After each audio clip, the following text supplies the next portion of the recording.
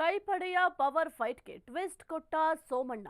ಗೃಹ ಸಚಿವ ಪರಮೇಶ್ವರ್ ಪರ ಸೋಮಣ್ಣ ಅವರು ಬ್ಯಾಟ್ ಬೀಸಿದ್ದಾರೆ. ಕೈಪಡೆಯ ಪವರ್ ಫೈಟ್ಗೆ ಟ್ವಿಸ್ಟ್ ಕೊಟ್ಟಿದ್ದಾರೆ ಸೋಮಣ್ಣ ಅವರು. ಗೃಹ ಸಚಿವ ಪರಮೇಶ್ವರ್ ಪರ ಸೋಮಣ್ಣ ಅವರು ಬ್ಯಾಟಿಂಗ್ ಮಾಡಿದ್ದಾರೆ. ಗೃಹ ಸಚಿವ ಪರಮೇಶ್ವರ್ ಪರ ಬ್ಯಾಟಿಂಗ್ ಮಾಡಿದ್ದಾರೆ. ಸದ್ಯಕ್ಕೆ ಸೋಮಣ್ಣ ಅವರು ಪರಮೇಶ್ವರ್ ರಾಜ್ಯದ ಸಿಎಂ ಆಗಲಿ ಅನ್ನೋ ಆಸೆ ಇದೆ. ಇದನ್ನ ನಾನು ಒಬ್ಬನೇ ಹೇಳ್ತಾ ಇಲ್ಲ, ಜನರ ಅಭಿಪ್ರಾಯ ಇದು. ತುಮಕೂರಿನಲ್ಲಿ ಕೇಂದ್ರ ಸಚಿವ ವಿ ಸೋಮಣ್ಣ ಅವರು ಈ ಒಂದು ಹೇಳಿಕೆಯನ್ನ ಕೊಟ್ಟಿದ್ದಾರೆ.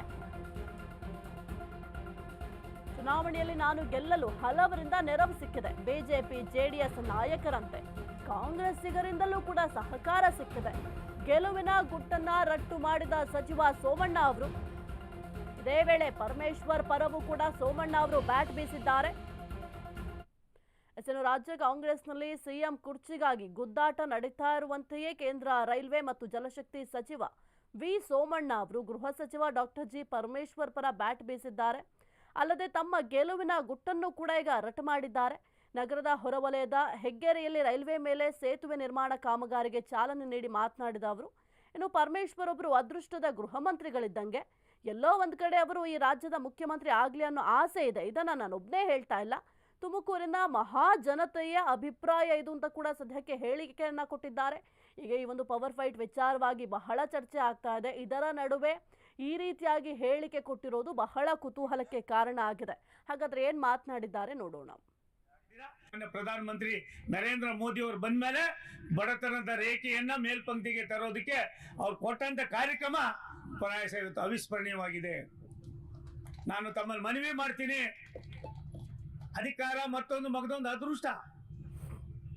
ಪರಮೇಶ್ವರ್ ಸಾಹೇಬರು ಗೃಹ ಮಂತ್ರಿಗಳಾಗಿರ್ತಾರೆ ಅನ್ನೋದು ನನ್ಗೆ ಕನಸಿರ್ಲಿಲ್ಲ. ಬಿಡಪ್ಪಲೇ, ಎಲ್ಲ ಒಂದು ಕಡೆ ನಮ್ಗೆ ಆಸೆ ಇದೆ. ಸುರೇಶ್ ಗೌಡ ಹೇಳಿದ್ದು 100% ಸತ್ಯ. ನನಗೂ ವೈಯಕ್ತಿಕವಾದ ಆಸೆ ಇದೆ, ಸುರೇಶ್ ಗೌಡ ಪರಮೇಶ್ವರ್ ಅವರು ಈ ರಾಜ್ಯದ ಮುಖ್ಯಮಂತ್ರಿಗಳಾಗಲಿ ಅಂತ. ನನಗೊಬ್ಬರಿಗೆ ಆಸೆ ಅನ್ನೋದಕ್ಕಿಂತ ಹೆಚ್ಚಾಗಿ ತುಮಕೂರಿನ ಮಹಾಜನತೆಗೂ ಕೂಡ ಅದಿದೆ. ಅದು ಇರ್ಲಿ ಬಿಡಪ್ಪ, ಸೆಕೆಂಡ್ರಿ. ಅದು ಶಿವಕುಮಾರ್ ಏನಾಗಬೇಕು, ಇನ್ನೊಂದು ಏನಾಗಬೇಕು ಅನ್ನೋದು, ಹಣೆ ಬರ ಏನಾಗ್ತದೆ ಅನ್ನೋದು ದೊಡ್ಡದು, ನಡವಳಿಕೆ ಇನ್ನೂ ದೊಡ್ಡದು. ಹಾಗಾಗಿ ಒಂದು ಸತ್ಯ, ದೇಶದ ವ್ಯವಸ್ಥೆಯಲ್ಲಿ ಬಲವರ್ಧನೆ ಆಗೋದಕ್ಕೆ ಏನೆಲ್ಲ ಮಾಡ್ಬೋದು. ನಾನು ಅನಿರೀಕ್ಷಿತವಾಗಿ ನಿಮ್ಮ ಜಿಲ್ಲೆಗೆ ಬಂದೆ. ರಾಷ್ಟ್ರದ ಪ್ರಧಾನಮಂತ್ರಿಗಳು, ರಾಷ್ಟ್ರದ ಗೃಹ ಮಂತ್ರಿಗಳು, ರಾಷ್ಟ್ರದ ನಮ್ಮ ರಾಷ್ಟ್ರೀಯ ನಾಯಕರು ಅಧ್ಯಕ್ಷರು ಕರೆದು ನೀನು ತುಮಕೂರಿಗೆ ಹೋಗು ಅಂದರು. ಇಲ್ಲಿ ಬಂದ ಮೇಲೆ ನನಗೆ ಕಾಯ ವಾಚ ಮಾನಸ BJPಯವ್ರು ಯಾವ ರೀತಿ ಸಹಾಯ ಮಾಡಿದ್ರು, ಜನತಾದಳದವ್ರು ಯಾವ ರೀತಿ ಸಹಾಯ ಮಾಡಿದ್ರು, ಬಹುತೇಕ ಕಾಂಗ್ರೆಸ್ಸಿನ ಒಂದು ಭಾಗವೂ ಕೂಡ ನನಗೆ ಸಹಾಯ ಮಾಡಿದ್ದೀರಾ.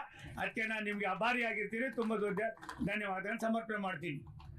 ರಾಜಕಾರಣ ಅದೃಷ್ಟ. ಅದಾದ ಮೇಲೆ ನಾನು ಮಂತ್ರಿ ಆದೆ.